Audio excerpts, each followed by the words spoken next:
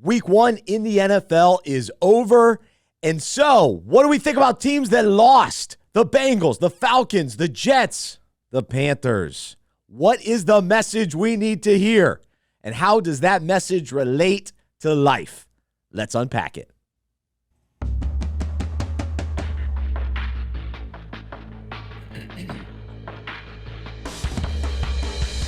Welcome to the Unpacking It podcast, where we unpack parallels, metaphors, and topics in sports that relate to life and faith. I'm Bryce Johnson in Charlotte, North Carolina, flying solo today with my producer Aaron working behind the scenes, but we are fired up to discuss Week 1 in the NFL.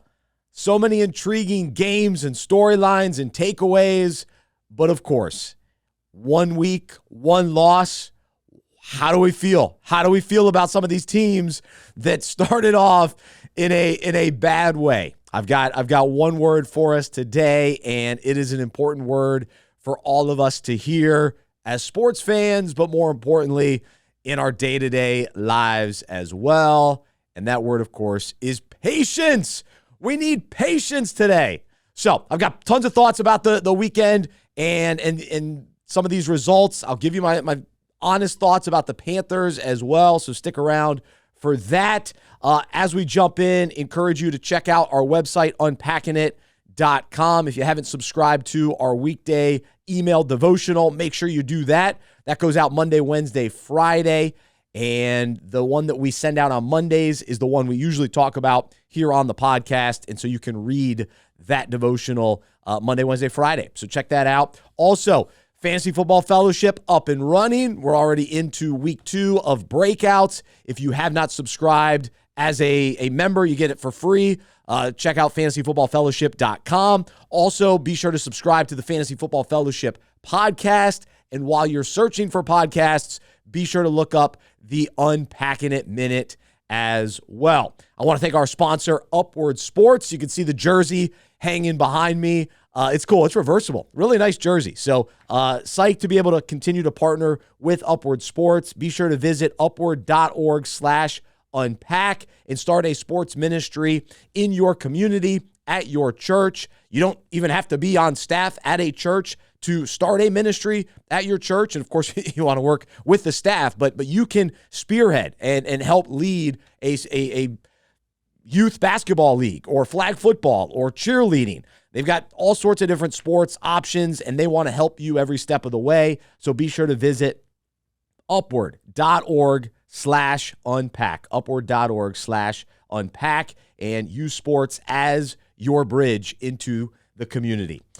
All right, Week 1 in the NFL. Wow. Let's get going, baby. So Thursday night, it was fun. We had the Chiefs and the Ravens. Then we go to Brazil. Why are we playing in Brazil? But we still got the Packers and Eagles Friday night. I got to watch the game with my buddy who's an Eagles fan. So that was fun. And then Sunday, had the quad box going, the octo box going, 3 TVs rolling, Scott Hansen in the basement with me. So was watching the Red Zone on the big TV, and it was a great day. Except for my favorite teams. My App State Mountaineers lost on Saturday, and then they followed up with the Panthers getting blown out on Sunday. So a rough sports weekend in that regard. But when I looked across the NFL, got to see a lot of great performances, and it was interesting to see the Cowboys and Dak Prescott get the big contract and come out and just dominate the Browns. I think the Browns are in trouble.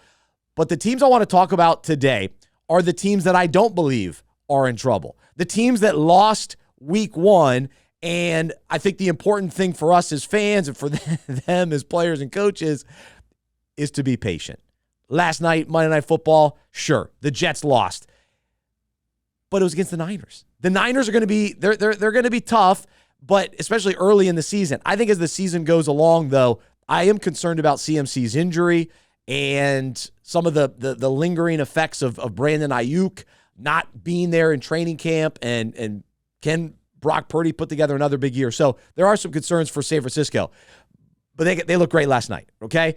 The Jets, they're going to have to be patient. Aaron Rodgers coming back from an injury. We got to give him time. They've got the weapons. How about Alan Lazard actually playing pretty well last night? So they've got some guys. They're going to be okay. And Aaron Rodgers, the fact he survived the game one, that's a big deal. That's a step in the right direction. So we're celebrating the progress. We're celebrating the small wins if you're a Jets fan. But the team that I thought coming into the season had a lot of hope, excitement, the Atlanta Falcons. And they looked really bad on Sunday. The Pittsburgh Steelers defense had a wonderful game plan. They made it hard for Kirk Cousins. But what do we have to remember? Kirk Cousins also coming back from an injury. He's new in this offense. Same for Aaron Rodgers, considering he didn't play last year. So we're talking about veteran quarterbacks with new players developing the chemistry. It's going to take time. So there's no reason to panic in Atlanta or in New York yet. Patience is required. And then we got to talk about the Cincinnati Bengals.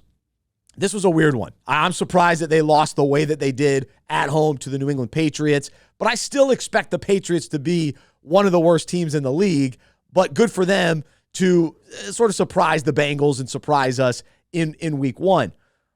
But here's the deal. With Joe Burrow coming back also from injury, we have to be patient with him.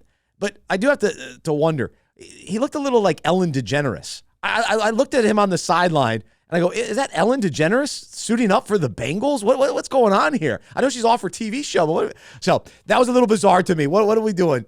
Enough of the hair. Enough of it. This isn't the Eminem era. We're not frosting tips. Come on, Joe. This is the NFL. Let's get focused. Let's look the part out there too, right? At one point I did the little sun in when I was in middle school because I grew up in that, the highlights era.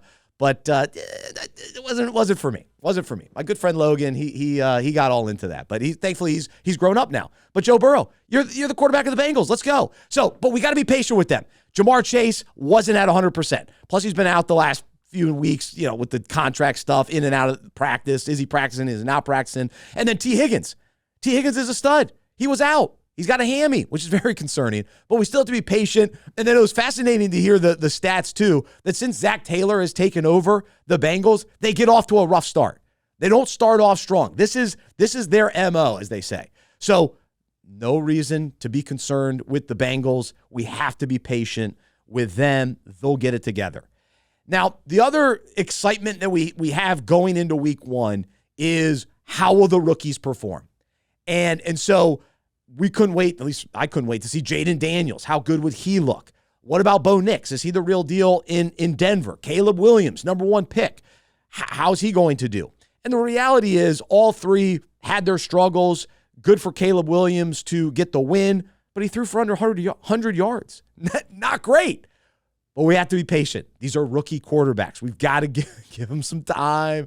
They're learning, especially with Washington. They got a new head coach with Dan Quinn. And so I think all three, we just don't know yet. There was enough positive plays and especially with Jaden Daniels, we see the talent. That was the one quarterback of these guys that I was most excited about. And I think he's going to be really good for the Commanders. And I think as the season goes along, I think Washington's going to be fine. So I'm definitely patient with them. And then, the other two guys, we just got to wait and see. So, Bo Nix, we'll see. Sean Payton, maybe he gets the most out of him. He's probably the one that I'm least positive on. But we still have to be patient with these guys as they try to turn their franchise around and become legit NFL players. It's not going to happen week one unless you're C.J. Stroud burst onto the scene. And he looked good again yesterday. Are you kidding me? Or Sunday. Are you kidding me? The Texans, Stephon Diggs, Joe Mixon, right away, fitting in. We don't have to be patient with the Texans. They're good to go. So that's one team that's all set. Now, the other interesting rookie or debut that we saw over the weekend, Tom Brady in the booth. And mixed reviews came out in regards to how he did as a broadcaster. But again, we have to be patient. This isn't a job where you just walk in and you're all of a sudden a superstar broadcaster. I mean, Tony Romo kind of did that, but that was a rare occasion. That's not the norm. And I think my takeaway for Brady is he'll never be worth the money. So we have to remove that. No color commentator for a game is worth $30+ million a year. It just doesn't make any sense. So I don't get that.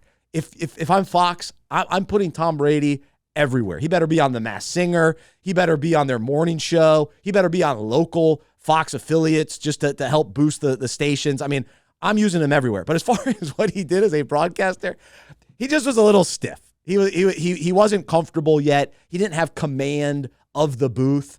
And that's what made John Madden so great. He just had command. There was a presence about him. And he connected so well with the audience. I think it's going to take time for Tom Brady to connect to fans because in some ways, most of us have been disconnected from Tom Brady because we've rooted against him for so long. So we have to kind of come around just to enjoy Tom Brady from that standpoint. And then, man, all the pressure being on the A team, you kick out Greg Olsen, who everybody loved, which Fox should have just stuck with him. But the key for these games, like for me, I'm watching 4 different games at a time, 8 different games at a time. I'm bouncing around from announcers. So even the 4 o'clock time slot, I just don't think it's that important to have a big-time color commentator. Now, Sunday Night Football, Chris Collinsworth, I think he's awesome. And I think it's important that role has a guy that really connects, who's relaxed, who's like in tune with what's going on in the NFL world. Tom Brady's going to have to be in the mix. To me, he's a little out there. Brady's just kind of, he just has to become one of the guys. And I don't know if he's capable of that, but I think that's an important part of, hey, we're all on our couches watching these games. We want to connect with you a little bit. And I think Greg Olsen had that right balance of really, and he still does. You just have to watch him on a 1 o'clock game, and I forget what game he had, the Vikings or something. But with Greg Olsen, he had the right balance. So Brady's it's just gonna take time. So we have to be patient. I think he'll be okay. I just don't think he's going to be John Madden. He's not going to be worth $30+ million a year. So that's my take on him. But I was listening to Dan Patrick, and his producer, Paulie Paps, was talking about Tom Brady's voice. And it's too high. So when he gets excited, it goes way too high. And that might just be a problem for him. And even Scott Hansen joked about, come on, Tom, you got to get excited about this play. He was lacking the excitement. So that's going to be the tricky part for him as well. But again, we've got to be patient. We got to give him time. It's not going to happen week 1. He's not going to be a master at being a color commentator, broadcaster week 1. All right, now we got to talk Panthers. So, all right, we're talking patience today. Are we going to be patient with the Panthers? No, but we will be patient with Dave Canales. Dave Canales, first game, new head coach, young guy. I believe he is going to be the answer for the Panthers. I really do. I believe in his strategy, his optimism, the way he carries himself, the staff he's put together. Him, Dan Morgan, I think it's going to work. And I'm willing to be patient, and I hope that Dave Tepper is willing to be patient and not fire another coach, right away without giving him a fair shot.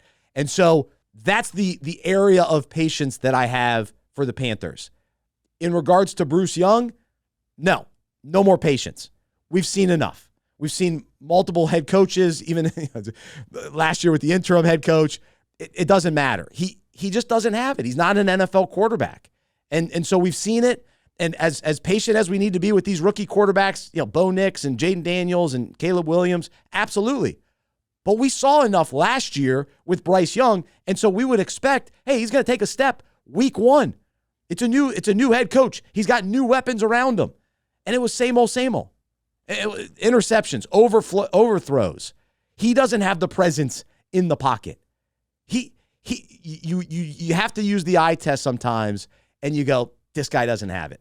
Zach Wilson didn't have it. Josh Rosen didn't have it. These are quarterbacks that were early picks that just didn't work out, and it's tough. It's a brutal thing to accept, but that's how I feel, and so we've already got. There's one Bryce in this town. We're all set. So Bruce Young, I think it's time to get Andy Dalton in there. So that I'm impatient in that regard. And so as we talk about this concept of patience today, we're looking at it in the NFL as fans. It's week 1. Come on, we got to be patient. But here's what we do in life that's very similar to how we respond in sports is we jump to conclusions, we get angry, we get frustrated right away when we're not experiencing instant results, immediate impact. We want to see things right away. And specifically, the focus patience is such a wide topic. We'll talk about it on this podcast, fairly often because it's so important to all of us that we have to continue to remind ourselves that we have to be patient. But I think we have to be patient with people and we have to be patient with ourselves. And what happens is when we're not experiencing the change that we want to see, and it's not happening as quickly as we want to see it in others or in ourselves, is when we get, I think, where it's a problem of impatience, frustration, anger. And so, we want the overnight success. And oftentimes we just have these unrealistic expectations and unreasonable timelines. And then we put undue pressure on others or ourselves. And this is especially true when it comes to spiritual maturity, character growth, and even biblical learning. Because we'll say, all right, I'm ready to start reading the Bible more. And then what happens? We start reading it and we go, I don't understand this. I don't get this. And oh man, I'm getting frustrated. We have to be patient with ourselves and we have to be patient in allowing God to work in us and through us, and that he's the one that transforms. He's the one that changes our character. Yes, we put the effort, the work in. We show up and we read God's word and we continue to take the steps of spiritual formation.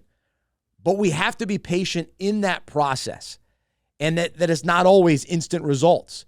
But here's the thing: you look at a number of these NFL teams, after week one. Think about Atlanta. They're better off than they were last year. They've got Kirk Cousins and Michael Penix Jr. for that matter. Now Kirk Cousins didn't play great in week one, couple interceptions, but they're still in a better situation than they were last year. Things weren't clicking with Arthur Smith. Now they have a new coach in Raheem Morris. So even though week one is a loss, there is progress with Atlanta. They got tons of weapons. They added Darnell Mooney in the offseason. So there is progress. And so for us in life, we have to focus on the small wins, focus on the progress and the process and where we're at. And this is how God works in my life a lot. Is this morning I was reading a devotional that I hadn't even read in a while, but God led me to open it up in my email, and here's what I read. This is from Jordan Rayner. So he writes about faith and work. He said this. He said, when I'm chasing after a big goal, I default to measuring progress forward between where I am now and where I desire to be. But I'm learning the wisdom of measuring progress backward between where I am now and where I was before, as a means of cultivating gratitude and contentment as I strive for what's next. And so this is the encouragement for us, is wherever we're at, whether we're talking about goals and progress in work or family, but also more importantly, spiritual growth, spiritual maturity, our character becoming more and more like Jesus. We look at the progress. We look at, okay, that's who I used to be. Man, thankfully, I'm not that way anymore. And maybe we used to struggle with something every day, and now it pops up, once or twice a week. So we're seeing progress. We're growing in that area of sin or the wrong attitudes or the wrong mindsets. That if it's not the same, thing that used to weigh us down, and now we're seeing some wins, we're seeing some victories as God is working in our lives. That's the encouragement and the gratitude and the contentment that can drive us to keep going, and this need to remain patient. We go, okay, cool. I'm seeing the progress. I'm not where I want to be just yet, but let me be patient. And so, all right, here's some verses. Let's dive into scripture today. And I want to mention this as well. One of the keys as we deal with other people is showing patience. And along with that is the grace and the compassion that we need without getting angry. And so we've got to view other people's development and growth with compassion and grace and understanding the situation. And so when it comes to even these NFL teams, we have to understand the situation. The Jets, the Falcons, they got a veteran quarterback, injuries, they're trying to get everybody on the same page. It's going to take time. And so the same thing for us, when we view people and what they're kind of going through, let's try to understand the situation before we judge and jump to conclusions and write them off. We got to be patient, compassion, grace. All right, here we go, some scripture. All right, Proverbs 14:29 says, whoever is patient has great understanding, but one who is quick-tempered displays folly. So we also want to develop understanding. And when we're patient, it allows us to understand. Okay, let me understand where I was, where I'm at, where I'm trying to go, what that person has gone through. There's an understanding, but you need patience, you need grace, you need compassion. Paul implores us in Ephesians 4, verse 1 and 2. Therefore, I, a prisoner for serving the Lord, beg you to lead a life worthy of your calling, for you have been called by God. Always be humble and gentle. Be patient with each other, making allowance for each other's faults because of your love. And so we have to understand that love drives us to have this understanding that other people aren't perfect, that they're in process too. And so too often we get angry with people. We jump to conclusions, but in humility, in love, with patience, we give an understanding of, all right, they've got faults, I've got faults. So there's this allowance for faults. So we have to build that into our relationships. It's especially important in marriage, right? So just too often when we don't experience the desired results as quickly as we want, or when we see other people let us down, or they don't act like we think they should, in our opinion, maybe things are taking too long for them to change. And so we have to exercise patience in these situations. And you may be thinking, all right, well, where do we come out on this parallel to Bruce Young? Well, here's the thing. There comes a point where we do have to have tough love, and we've given people chance after chance and opportunity after opportunity, and we've been patient with people. We show them a lot of grace, and the good news is God's grace is ever flowing, right? Until we end this life ends, we've been given a lot of opportunities, and eventually, the opportunities end at death if we've decided to say no to Jesus. But when it comes to people, we want to continue to show grace to people and love to people. But there are times where, all right, I got to move. I can't give this guy another chance. Like I gotta, maybe our relationship kind of changes a little bit, whether it's work related or whatever it is. Those kinds of things. That has to happen. My encouragement today is to focus on the areas that we can be patient, and the areas where, we're too short-tempered. We're too quick to write people off. And that's why, we're talking week 1 in the NFL. This happens so fast where we're already done with teams. We're already done with players. It's like, whoa, what are we doing? Tom Brady might be a good broadcaster. You're gonna just judge him on one game? Come on now. We got to be patient. And so that's the message today.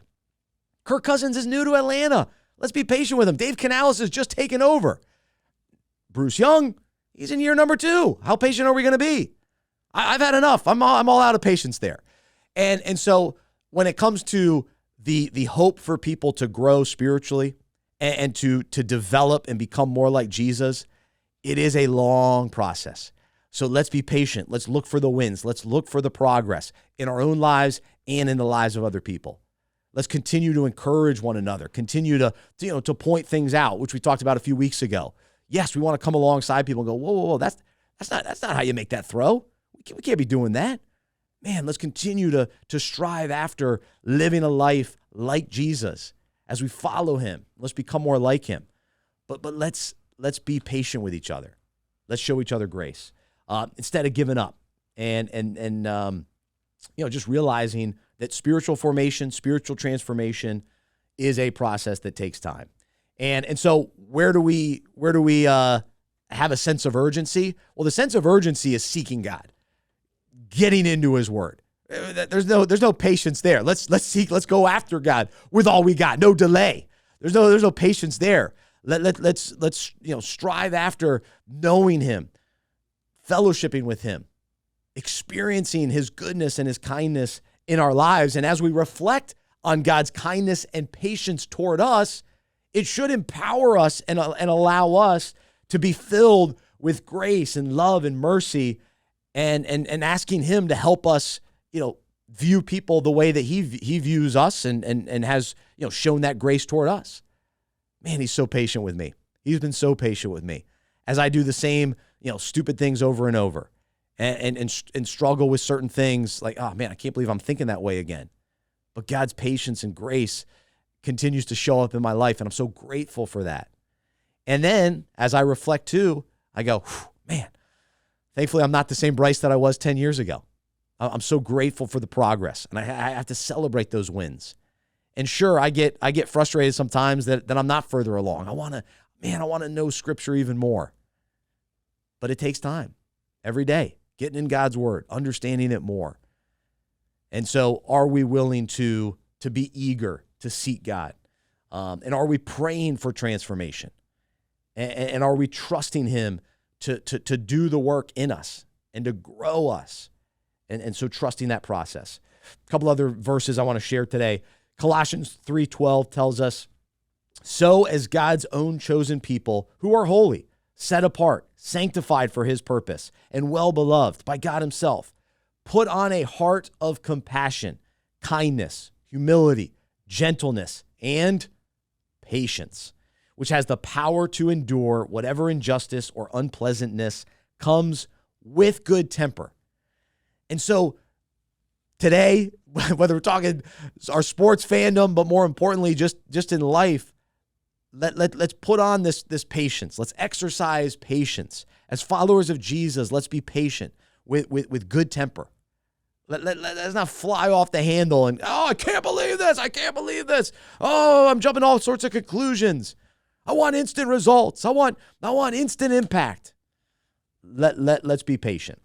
And then also 1 Thessalonians 5:14 says, we earnestly urge you, believers, admonish those who are out of line, the undisciplined, the unruly, the disorderly. Encourage the timid who lack spiritual courage. Help the spiritually weak. Be very patient with everyone, always controlling your temper. So there you go. That's the encouragement for us today. Let's be patient. And two other kind of things I'll bring up as we wrap up that maybe you thought about as we're talking about this. Again, back to Bruce Young. When it comes to situations where you go, man, I've shown this person a lot of patience and grace. Is that enough? Or have I had enough? We have to have real discernment, real prayerful discernment when it comes to those kind of situations to say, okay, how do I pull back maybe from spending as much time with this person, or, man, this person's going to need some tough love here. And so we have to be prayerful about that. And we have to continue in the love, the patience, and the compassion. Even as we have those tough conversations with people, go, man, listen, I've given you a lot of opportunities. And I understand, I've got some pretty good understanding about this in context. I understand the situation. But here's what we're going to have to do. We got to move forward. And so, again, we keep the grace, we keep the patience, but sometimes, there's, when we exercise that discernment to go, all right, things are going to have to change here. Things are going to have to change here. But for the most part, the message here today is we have to allow people to change. I believe people change. And the only way people change is by God's power, by his transforming power when we surrender and we allow God to work in our lives. As we seek him, as we follow him, change does happen. And we have to look back and reflect on that change and thank God and celebrate and enjoy the progress that we've seen. Too often we're so focused on the next thing and, I'm so far from being the man that I want to be. I'm so far from accomplishing those goals. But man, think about how far we've come. And so let's continue to be patient. And then the other thing I want to bring up too is the LA Chargers got a big win, right? And you might say, well, Jim Harbaugh comes in right away, instant results. We also have to be patient there. It's one game, right? But also there are times where we'll experience something in our lives where there is an instant change, an instant result. When we surrender our lives, God removes the old desires, our former life, our former way of thinking. And there will be some things that change right away. But then there are many things that will take time. And so, yes, we did see in the NFL some instant results, things, right away. Caleb Williams, he helped the Bears get the win week 1, right? So there's an instant change there. And so, yes, there is a truth to that as well. But today, the main focus for us is the patience. When we're not seeing the results that we want, when we're not seeing the instant change, let's be patient. Let's show each other grace, and especially ourselves. I'm the toughest on myself, right? You probably are too. Come on, Bryce. Come on. You're talking to yourself. Come on, Bryce. Get it together. Get it together. We need some grace. We need some patience. Not so much to where it's just excuses and all right, you'll get it. You'll get it. And we give these false excuses or enough is enough. There's that as well. So you got to, again, have the discernment in regards to that. Focus on the progress. So there you go. That's this week's Unpacking It podcast. I hope that you were encouraged by this, and I hope you're encouraged, even as a sports fan, to be patient. I'm trying to be patient here with my Panthers, with my Mountaineers who lost to Clemson on Saturday night in a very sad way. It was domination. So, got to be patient with our favorite teams, but more importantly, with you and with me. Thanks so much for listening. As we wrap things up, I always love to tell you, I'm a sports fan who follows Jesus. I believe in the good news that he died on the cross for my sin. He was resurrected, and through faith, I've been saved by his grace. I hope that is true for you as well, and I hope you'll join me as we live life as sports fans who follow Jesus together. Have a great rest of your day, and I'll talk to you next time right here on the Unpacking It podcast.